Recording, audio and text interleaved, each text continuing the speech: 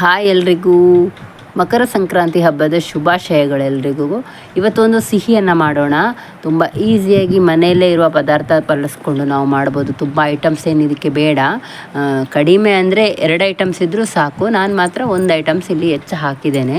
ನೋಡಿ, ನಾನಿಲ್ಲಿ ಹೊದಳಲ್ಲಿ ಒಂದು ಸಿಹಿಯಾದ ಉಂಡೆಯನ್ನು ಮಾಡಿದ್ದೇನೆ. ಹೇಗೆ ಮಾಡೋದು ಅಂತ ನೋಡೋಣ. ಎಲ್ಲರಿಗೂ ಆಶಾರ್ವಿ ವ್ಲಾಗ್ ಇನ್ ಕನ್ನಡ ಚಾನಲ್ಗೆ ಪ್ರೀತಿಯ ಸ್ವಾಗತ. ನೋಡಿ, ನಾನೊಂದು 3 ಕಪ್ಪಷ್ಟು ಹೊದಳು ತಗೊಂಡಿದ್ದೇನೆ.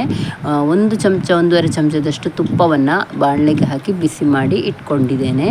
ಅದೇ ಬಾಣಲೆಗೆ ನಾನೀಗ ಈ ಹೊದಳನ್ನು ಹಾಕ್ಕೊಳ್ತಾ ಇದ್ದೇನೆ.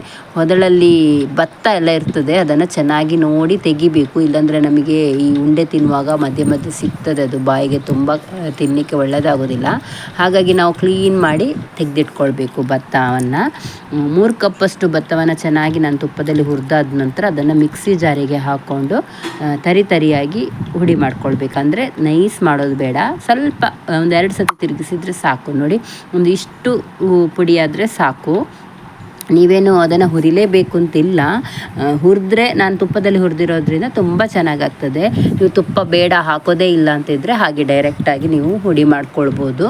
ಮತ್ತು ವಾಪಸ್ ನಾನಿಲ್ಲಿ ಅದೇ ಬಾಣಲೆನ ಇಟ್ಕೊಂಡಿದ್ದೇನೆ. ಒಂದು 2 ಕಪ್ಪಷ್ಟು ಅಂದರೆ 2 ಸೌಟಿನಷ್ಟು 1 ಕಪ್ ಆಗ್ಬೋದು ಬೆಲ್ಲ. ಅದನ್ನು ಇಲ್ಲಿ ರವೆಯನ್ನು ಹಾಕ್ತಾ ಇದ್ದೇನೆ. ಅಂದರೆ ನಾನಿಲ್ಲಿ ಬೆಲ್ಲ ರವೆ ಮೊದಲೇ ರೆಡಿ ಮಾಡಿ ಇಟ್ಕೊಂಡಿರ್ತೇನೆ ಮನೆ ಯೂಸಿಗೆಲ್ಲ, ದೋಸೆ ತಿನ್ನಲಿಕ್ಕೆ ಅಂತ. ಅದನ್ನು ಹಾಕ್ತಾ ಇದ್ದೇನೆ. ನೀವು ಅಚ್ಚು ಬೆಲ್ಲ ಆದರೆ ಒಂದು 2 ಪೀಸ್ ಬೆಲ್ಲ ಸಾಕು. ಒಂದು 3/4 ಕಪ್ಪಷ್ಟು ಬೆಲ್ಲಕ್ಕೆ 1/4 ಕಪ್ಪಷ್ಟು ನೀರು ಹಾಕ್ಕೊಂಡು ನೀವು ಪಾಕ ಮಾಡ್ಕೊಂಡ್ರೆ ಆಯಿತು. ನೋಡಿ, ನಾನು ರವೆ ಮೊದಲೇ ಮಾಡಿಟ್ಟಿರೋದ್ರಿಂದ ಬೇಗ ಇದು ಪಾಕ ಹದಕ್ಕೆ ಬಂತು. ಅದು ಪಾಕ ಬಂದ ನಂತರ ನಾನು ಏನು ಪುಡಿ ಮಾಡಿಟ್ಟಿದ್ದೇವಲ್ಲ ಹೊದಳು, ಅದನ್ನು ಇಲ್ಲಿ ಹಾಕ್ತಾ ಇದ್ದೇನೆ. ಇದನ್ನು ಹಾಕ್ಕೊಂಡ ನಂತರ ನಾವು ಚೆನ್ನಾಗಿ ಮಿಕ್ಸ್ ಮಾಡ್ಕೊಳ್ಬೇಕು. ಗ್ಯಾಸ್ ಆನೇ ಇರಲಿ, ಸಿಮ್ಮಲ್ಲಿರಲಿ, ತುಂಬ ದೊಡ್ಡಕ್ಕೇನು ಬೇಡ. ನೋಡಿ, ಇದು ಇವಾಗ ಮಿಕ್ಸ್ ಆದರೆ ನಮಗೆ ರುಚಿಯಾದ ಹೊದಳಿನ ಉಂಡೆ ರೆಡಿ ಆಗ್ತದೆ. ಆಮೇಲೆ ನಾನು ವಾಪಸ್ ಇಲ್ಲಿ 1-2 ಚಮಚದಷ್ಟು ತುಪ್ಪ ಹಾಕ್ತಾ ಇದ್ದೇನೆ. ತುಪ್ಪ ಹಾಕಬೇಕು ಅಂತ ಏನಿಲ್ಲ, ಹಾಕಿದರೆ ತುಂಬ ಚೆನ್ನಾಗಿ ಪರಿಮಳ ಬರ್ತದೆ, ತಿನ್ನಲಿಕ್ಕೆ ಒಂದು ರುಚಿ ಆಗ್ತದೆ. ಅದಕ್ಕೋಸ್ಕರ ನಾನು ತುಪ್ಪ ಹಾಕಿದ್ದು. ನಿಮ್ಮಲ್ಲಿ ತುಪ್ಪ ಇಲ್ಲ ಅಂದರೆ ನೀವು ಹಾಕಬೇಕಾಗಿಲ್ಲ. ಆನಂತರ ನೋಡಿ, ಒಂದು ಸ್ವಲ್ಪ ತುಪ್ಪವನ್ನೇ ನಾನು ಕೈಗೆ ಪಸೆ ಮಾಡಿಕೊಂಡು ಇದನ್ನು ಉಂಡೆ ಮಾಡ್ತಾ ಇದ್ದೇನೆ. ತುಂಬ ಬಿಸಿ ಇರುವಾಗ ನಿಮಗೆ ಕಷ್ಟ ಆಗ್ತದೆ, ಕೈ ಬಿಸಿ ಬಿಸಿ ಆಗ್ತದೆ. ಸ್ವಲ್ಪ ಬಿಸಿ ಆರಿದ ನಂತರ ನೀವು ಇದನ್ನು ಉಂಡೆಯನ್ನು ಮಾಡ್ಕೊಳ್ಬೇಕು.